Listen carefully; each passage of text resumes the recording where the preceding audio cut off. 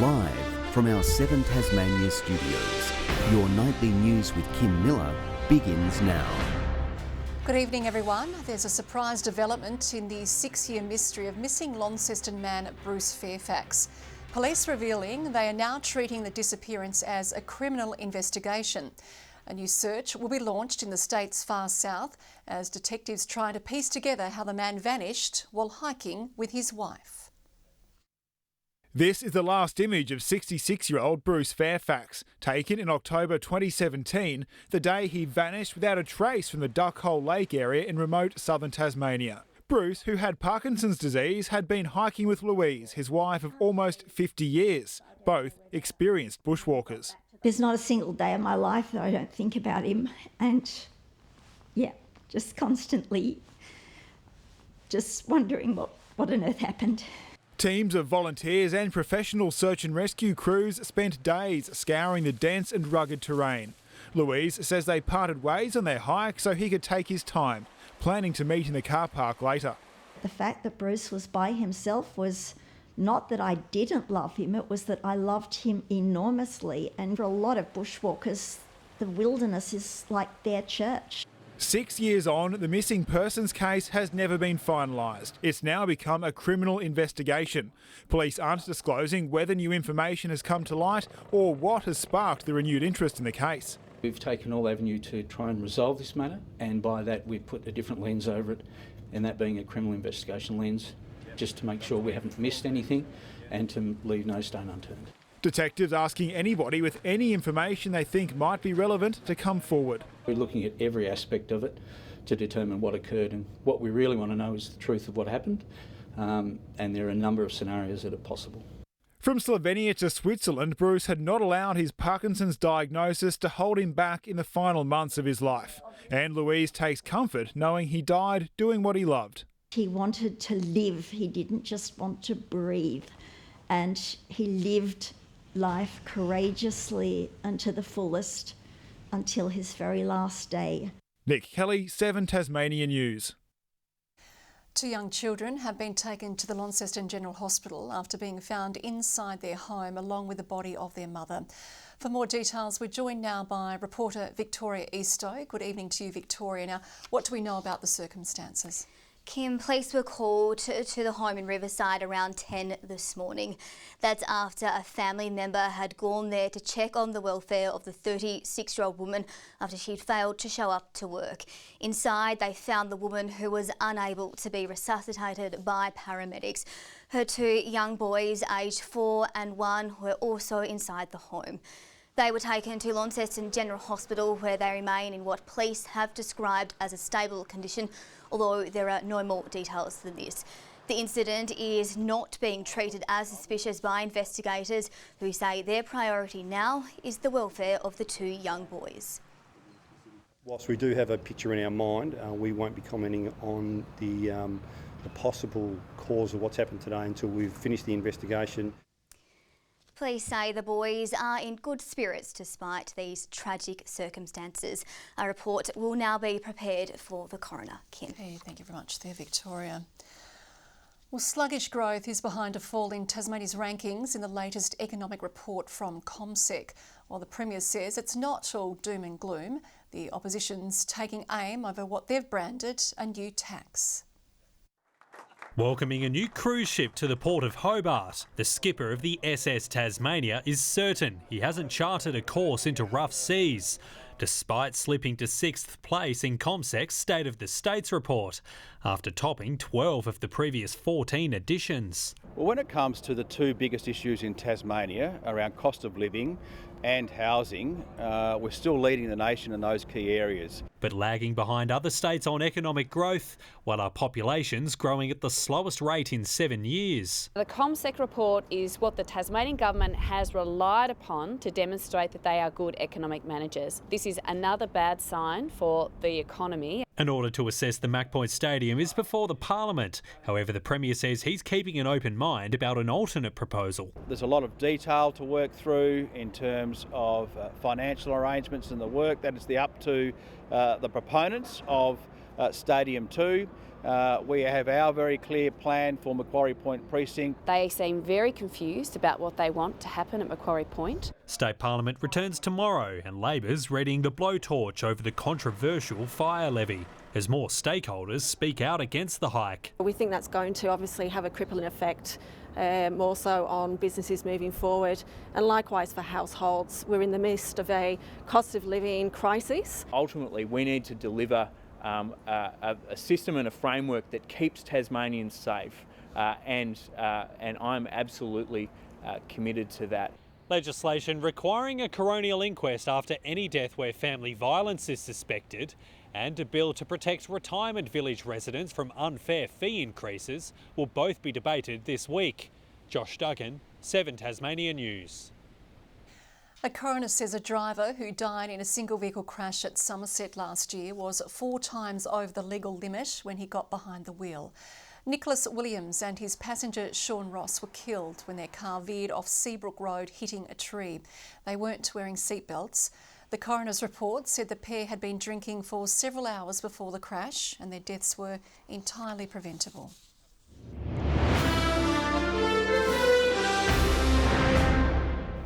The popular Friendly Beaches campground will remain closed over summer so it can be rebuilt following last month's bushfire. The site at Isaacs Point was wiped out in the blaze with 2 toilet blocks, a beach viewing platform, signage and fencing destroyed. Tasmania Parks and Wildlife says hazardous trees and rubbish are also posing a risk to the public. The clean-up is expected to take some time. Areas within the site will be gradually reopened once repairs are finished.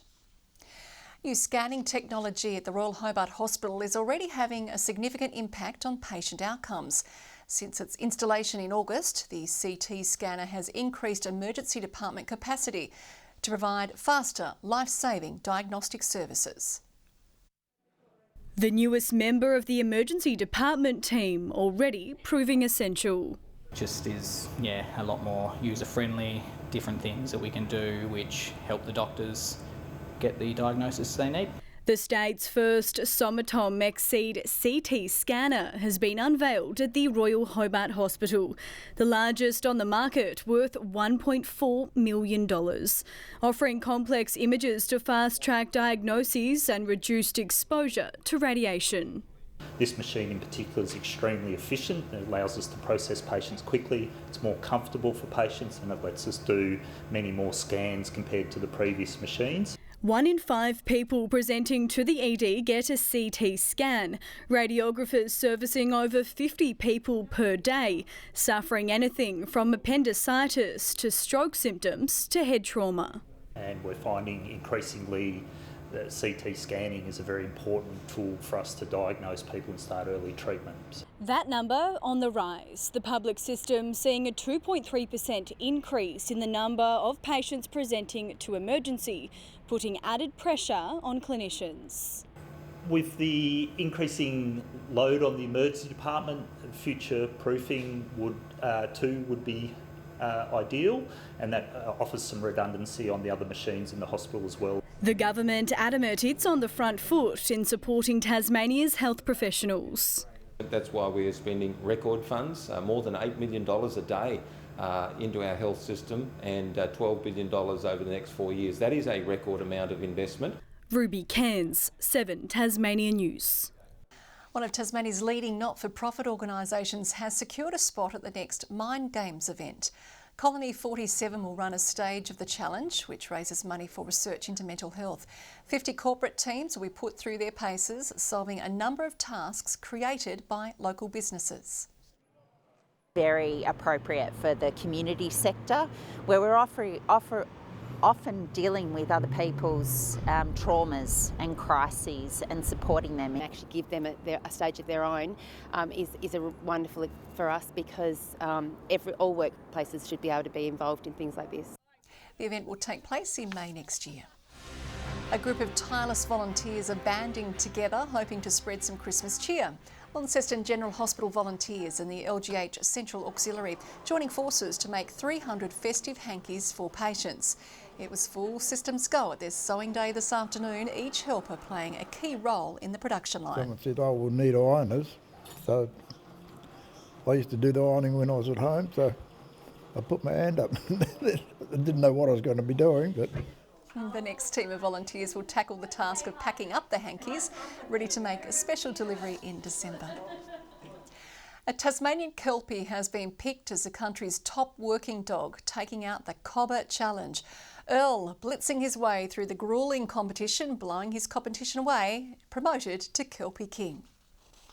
Jumping to the top of the pack, Earl was the Fingal Kelpie, making a name for himself on the international stage. Had him forever, but yeah, he had what it took to be the best. The 3-year-old best mate of sheep and cattle farmer Alex Johns, proving he's the country's goodest boy, wolfing his way through a gruelling 21-day challenge to be crowned Australia and New Zealand's ultimate working dog. Oh, it was pretty tough. There was quite a few that gave me a bit of a worry there for a bit, but yeah, we come through on top. The dynamic duo covering a whopping distance of more than 1,300 kilometres, but that's water off a sheep's back for Earl. Just the nature of him, he's just a good running dog, just runs all day. We've got about 48 to 50,000 sheep and we've got 5,500 cows, so we've got a fair bit for him to play with. He might be partially blind, but his eye is firmly on the job.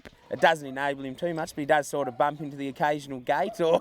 Just in a day's work for this much-loved pooch. They're all part of the family, all the dogs, so...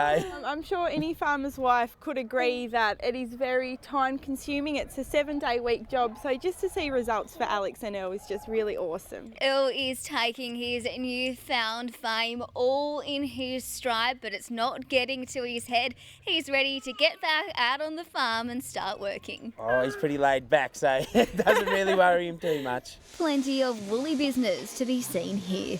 Victoria Easto, 7 Tasmania News.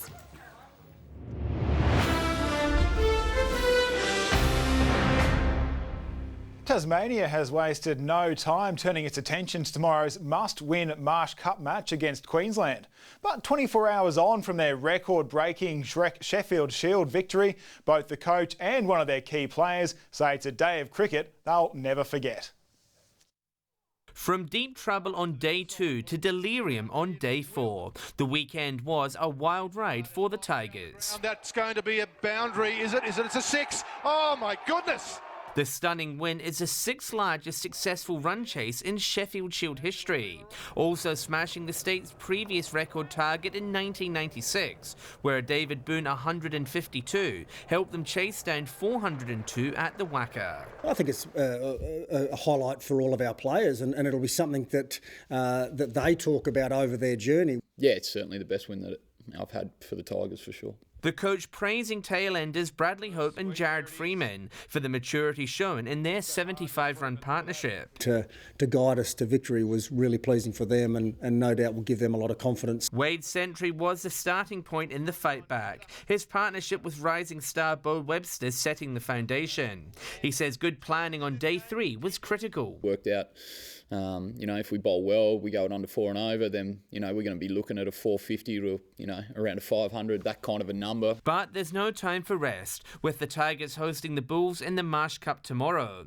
Nathan Ellis and Tom Rogers return, along with Wade from suspension. The coach hoping their Shield form carries over into the Marsh Cup, where they're 1 win from 3. We're excited and looking forward to playing some real positive cricket and should walk out there tomorrow with a lot of confidence. Wade, meanwhile, will soon captain Australia in next month's T20 tour of India.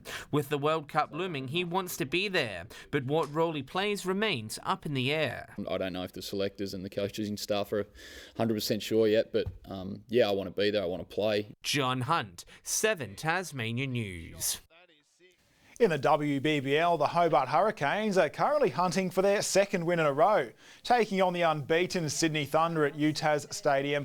Fresh off their thrilling win over the Strikers on Friday, a win would lift them off the bottom of the ladder.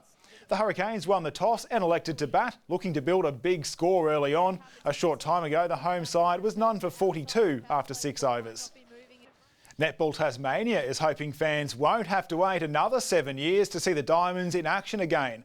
With a near sellout crowd watching Australia beat South Africa at MyState Bank Arena yesterday, the CEO now wants to see more test matches played here in Tasmania. We certainly think that this is a real moment in time to leverage its opportunity and then move forward and press our case for more elite netball played here in Tasmania. Meanwhile, Australian captain Liz Watson has been immortalised in paint. She helped launch a mural at the Hobart Netball Centre featuring her and Northern Hawks legend Ashmore. I'm really humbled, to be honest. I know it's me up there, but this is a representation of the whole Diamonds team, a legacy piece for every Diamond before us and the ones that are going to come. The Diamonds play South Africa again in Hobart tomorrow night. Good evening. Well, maximum temperatures were generally 1 to 5 degrees below average, with grey skies covering many parts of our island state today. Hobart 20 degrees, Launceston and Devonport sharing a top of 15, Burnie 17 degrees. Further out, Friendly Beaches 21, Flinders Island and Ooze 18, St Helens and Grove 17, Maria Island 16, King Island, Luncheon Hill, Low Head all 15, Strawn 14, Lyweenie just 10 degrees. The satellite picture shows areas of cloud across the state as a result of a passing cold front. A cloud band is extending from central SA across into the New South Wales border. Another cold band associated with a cold front extends across to Victoria and Tasmania. Tomorrow, a cold front and multiple troughs cross the Tasman Sea. A trough extends from WA across the NT and into Queensland. A high pressure system lies south of WA. West to southwesterly winds 20 to 30 knots, reaching up to 35 knots during the early morning about Bass Strait. Winds decreasing to 15 to 25 knots about western waters in the afternoon and evening. Westerly swells in the west and south building to 4 to 6 metres. Tomorrow, a gale warning has been issued for the far northwest coast and the central north coast. There is also a strong wind warning for most parts of the state, including Frederick Henry, Norfolk and Storm Bay, the Channel, the Central Plateau Lakes, Bank Strait and Franklin Sound. And a warning also for sheep graziers for many areas tomorrow. Forecast for the very last day of October. Hobart, a shower or two, 16. Winds easing at Adventure Bay, 15. 10 and showery conditions for Tarraleah. Launceston, partly cloudy, 17. Much the same for Devonport, 16. Becoming windy in Bridport with 17 degrees. Also becoming windy in Burnie, 14. Showers easing in Strawn, 13. Winds easing in Marrawar with 13. St Helens, 19. Partly cloudy. Similar conditions in Swansea, 16. Becoming very windy in Whitemark, 15. Forecast for the very first day of November, believe it or not, possible morning inland frost with fine conditions apart from light showers about the west. Thursday, light showers about the west, possibly extending south during the evening, otherwise fine. Friday, showers about the south extending statewide during the day. Looking further north tomorrow, Perth mostly sunny 28, much the same but a little warmer in Darwin 35, Brisbane sunny 34, Adelaide partly cloudy 19, Sydney also partly cloudy expecting 29 degrees. Taking a look at current conditions now, partly cloudy in Hobart 14, also partly cloudy in Launceston 13, much the same in Devonport with 13. That's all to report on the weather front for now. Kim, have a lovely evening. But that is all your news for now. We'll have news breaks throughout the night. For now though, it's good night.